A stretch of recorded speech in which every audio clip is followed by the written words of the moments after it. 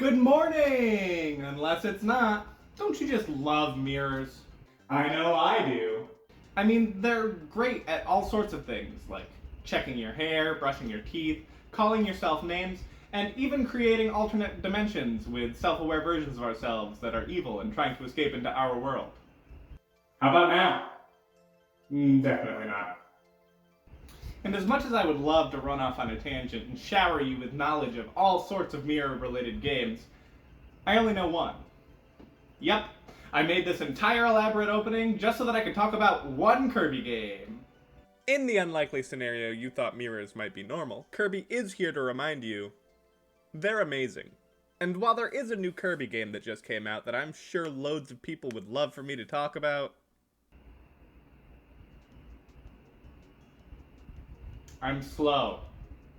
I mean, how do you expect me to talk about the new game Forgotten Land? It says it all right in the title, I forgot. But Kirby has been kicking around for a long time, even before he got the fighter power-up.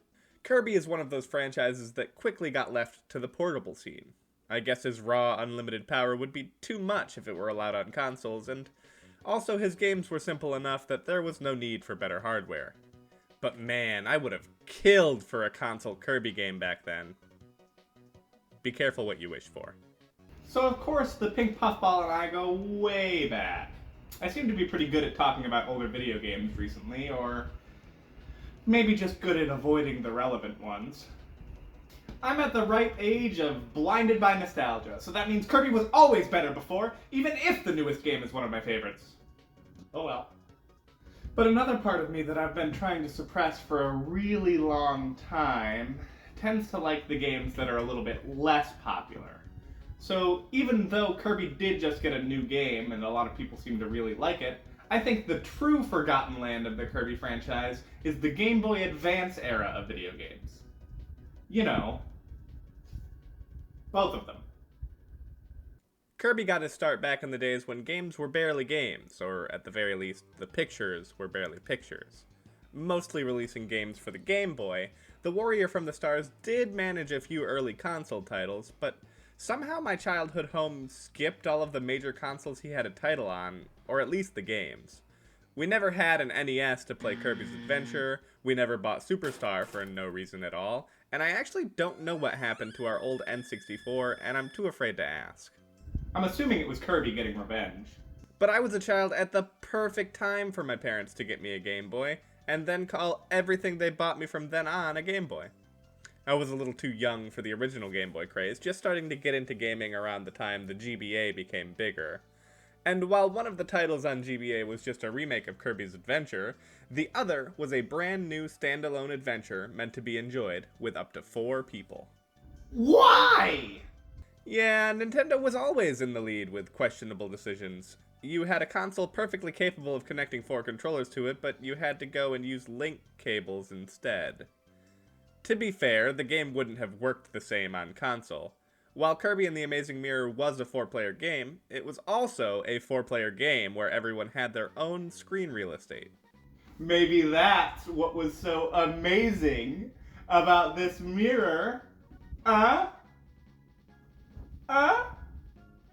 This game doesn't get talked about nearly as much as I feel like it should. I mean, back on the GBA, having a 4-player Kirby experience would be awesome.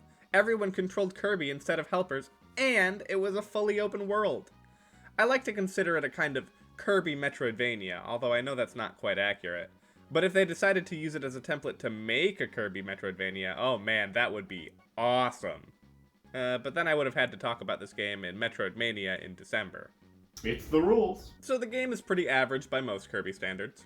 You run around levels using powers from Kirby's enemies to beat up more bad guys. The Kirby gameplay is still at its core really fun, with the wide selection of powers making it a bit more interesting, including my own personal favorite, Missile. 'Cause I'm a torpedo. But this time the levels are laid out a little bit different. Instead of choosing a level and beating it, the entire map is available to you from the get-go, provided you can find the right paths to reach where you want to go. The game is spread out between 9 worlds, 8 of which have a boss and a fragment of the titular Amazing Mirror, which is the ultimate goal of the game. Collect all the shards and hop into the mirror to fight the final boss. Pretty standard. Wait a second. Does that mean... Yep. But this exploration is very unique to this franchise. You have an overall map and fill it out by visiting rooms or by collecting treasure chests containing maps. Go figure. And certain worlds connect to each other. Certain areas provide shortcuts back to the hub, and eventually you have access to more and more power-ups from those hub portals. So basically, you just explore until you get where you're going. Unfortunately, it's not quite that simple. See, along many routes are one-way doors, especially one-way doors leading to special minigames that force you back to the hub. So it's very common to be heading in a certain direction, misread the map, and end up in the wrong place. It's probably not the worst thing, especially if you're smarter than me, but it happened multiple times, and as much as I enjoy the game, playing through the same sections over and over while trying to find the right path can be really frustrating. Boy, exploration sure would be easier if there were 4 of me. 4 of you, you say? Well, have I got a treat for you. As part of the mirror being shattered, Kirby was also shattered into 4 Kirbys. Something about Game Boy games and protagonists being split into 4, I guess. That means that this game is fully playable with up to 4 people or 3 barely functioning AI. Yeah, this game does feel like it was made for more people, with the exploration being a bit repetitive. You could theoretically send someone else next time. Or, if everyone goes different ways, someone is bound to run into something. If you don't have 4 real human beings to play with, the AI will control the remaining Kirbys and just kind of explore randomly. You can call them with your cell phone, and they do heal you, but aside from that, yeah, not very helpful. But even just playing with a single friend back in the day was fun, because it was 2 people playing the same Kirby. I remember linking up with my sister all the time for this, because something about just cooperating without even needing to be together in-game was really exciting. My sister wasn't the best, so being able to play co-op without getting held back was pretty fun. She was 5. So the co-op definitely helps the game feel more well-crafted, but honestly, even just playing alone was fun enough. The selection of powers is nice, although this is back when a lot of abilities only had one function. But Smash exists. And while I absolutely love this game, looking back at it mostly just makes me want a modern version of it. Spruced up level designs, fancier maps, and of course online multiplayer would make this into a fantastic experience. Of course, Kirby is 3D now, so I think the next big thing is likely to be more in line with an open-world platformer than a Metroidvania, but I can always dream. Unfortunately, today it is not at all worth playing this game on original hardware, especially if you were looking to play with friends. But unfortunately, it doesn't even seem easy to set up with emulation, and there's legal issues there anyway.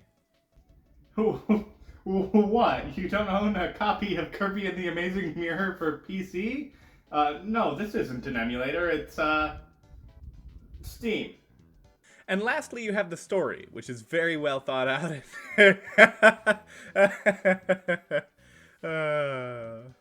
Like always, there's very little story here. Maybe more than other Kirby games, and most of it is just done with visuals, since everyone in this franchise is a mute. But it basically boils down to, bad guy is bad, go stop him, Kirby.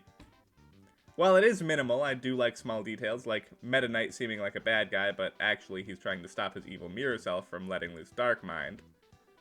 Also, while most of the boss fights are fine enough and standard Kirby fare, Dark Mind is long! It's like a Final Fantasy game in here. Of course, the final boss has that same kind of feeling as most Kirby games, where he seems to be on average more difficult than the curve would allow. The problem here being that you can go anywhere from the start, so most of the game is the same difficulty, and then this guy is slightly harder than that because he has multiple phases.